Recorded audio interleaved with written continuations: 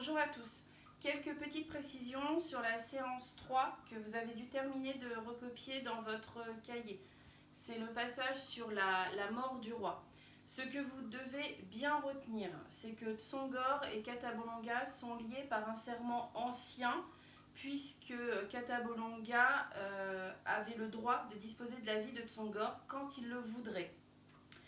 Vous devez également retenir que Katabolonga et Tsongor étaient très proches l'un de l'autre et que Katabolonga était son plus fidèle serviteur avec des missions honorifiques, comme nous l'avons vu en classe, porter le tabouret d'or.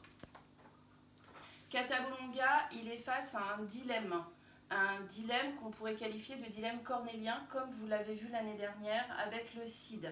C'est-à-dire que soit il n'accède pas à la demande de Tsongor, il ne le tue pas, mais dans ces cas-là, il rompt le serment, soit il le tue, et c'est difficile pour lui, évidemment, de tuer son ami.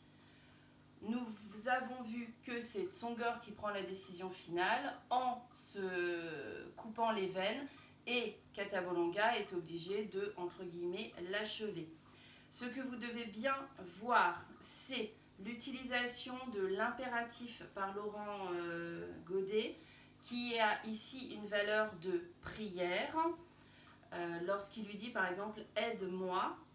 Vous devez aussi bien avoir remarqué le champ lexical du sang. Le sang s'écoulera hors de moi, un sang sombre, une flaque déjà coulée à ses pieds.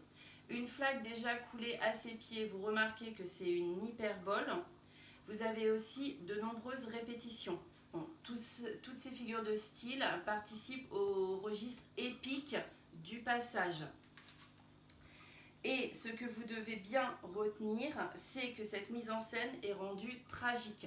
Vous devez toujours avoir à l'esprit, lorsque vous lisez La mort du roi Tsongor, que c'est un texte tragique. Je vous rappelle les 3 fondements de la tragédie, des personnages illustres. Ici, c'est le cas, nous avons des rois.